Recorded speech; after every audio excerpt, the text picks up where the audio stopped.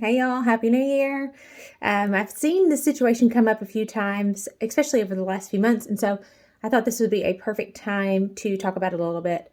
Um, so, when your parent is aging and making plans, or you're making plans for what that long term care process looks like, it's really important that you take two factors into consideration. And one of them is pretty obvious, right? The financial situation. Financially, based on what assets they have or what financial resources they have, they can do specific things. They can have home care come in, they can go to assisted living, they could go to a continuous community care situation.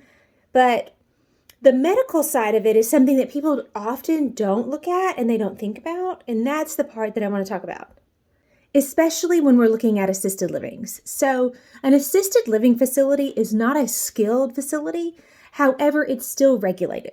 So, in the state of Alabama, you have to be able to perform specific skills on your own in order to be able to live in an assisted living facility. And if you did not know, nursing homes and assisted livings, they are some of the most regulated entities, especially in the state of Alabama, but across the country.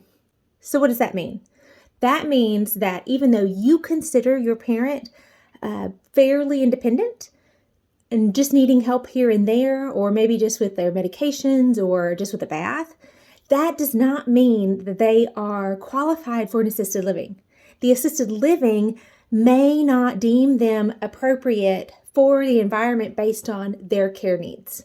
And where we used to be able to put someone in an assisted living facility and have home care, like Beyond Home Care, come in and do some of those skilled needs or some of those things that would require a little higher level, that's not necessarily the case any longer. So each facility really handles it themselves very differently because it's based on the interpretation of the law. So if one facility sees that a specific skill is considered a skilled skill, they may not even allow for home care to come in and perform those tasks, like bathing. Even though bathing is not what we in healthcare would consider skilled, it's very dependent upon the facility themselves and the way they interpret the law. So one of the best examples I have is when it comes to toileting. So toileting assistance is one of those things that, they require someone to be continent or to be able to handle their own continence in an assisted living facility. However, it's not uncommon that someone either is on a catheter or colostomy or something like that, and they would have home care that would help in those situations. So with a Foley cath, home care is not going to insert or deinsert a Foley cath, but we can empty the bag. We can perform catheter care, which is like cleaning and just making sure that the area stays clean. We can even change the bag to a different type. However, it's based on how the facility interprets that law on whether or not they will allow us to do it under their roof or under their license. So that is something that people don't often think about. If their loved one has some sort of a medical need or, even though it keeps them fairly independent, it's based on the facility and whether or not they are comfortable enough or they're willing to take on that risk. And many of them are not. So I have a recent situation where a client, the family had planned to send dad to an assisted living. Everything was worked out. However, right before they were, scheduled to go in, they realized that he had a Foley cath, and the facility deemed them not able to take him purely because of that. So when you're doing those plannings, that's what I'm talking about. It's really important that you take in those specific situations into account. Now, you're not going to know necessarily that dad's going to have a Foley cath in 20 years, right?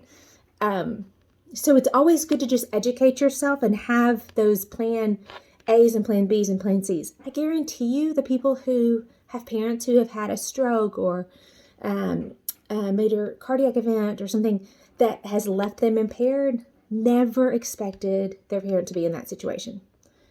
Sometimes it is the most healthy people that end up having some sort of a situation where they're going to need extra assistance. So that's why it's really important to understand your parents' financial situation, but also their health situation, and to constantly educate yourself and understand what that's going to look like for their long-term care planning.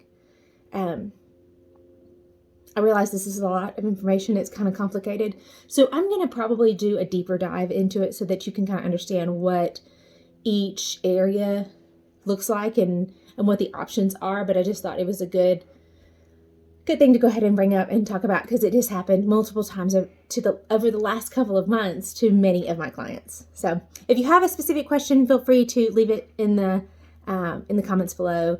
Other than that, watch for that longer segment that kind of deep dives into what's assisted, what's independent, what's continuous care, what's home care, all of that kind of fun stuff. Happy New Year. Hope you're having a great day.